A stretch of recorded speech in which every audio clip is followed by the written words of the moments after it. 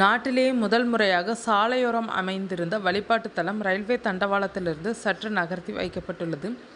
கேரள மாநிலம் தேவாரா பகுதியில் அமைந்திருந்த செயின்ட் ஜான்ஸ் நிபோமின் தேவாலயம் சாலையோரத்திலிருந்து தூக்கி நகர்த்தும் முறையை பயன்படுத்தி இடமாற்றம் செய்யப்பட்டுள்ளது. ரயில்வே பாதையை விரிவாக்கம் செய்யும் பணியின் போது அங்கே இருந்த 200 ஆண்டுகள் பழமையான வழிபாட்டு தலத்தை என்ன செய்வது என்ற யோசனை வந்தது.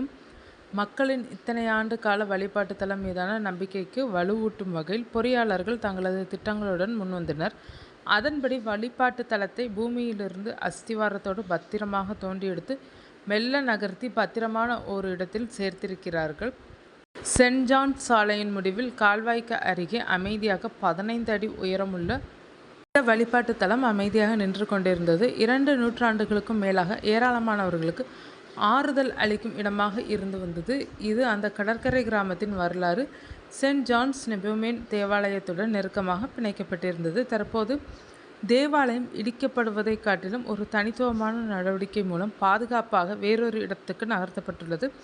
அந்த வழிபாட்டு தலத்தை 26 மீட்டர் தள்ளி தேவாலயத்துக்கு சொந்தமான நிலத்திற்கு பத்திரமாக கொண்டு வரப்படுகிறது.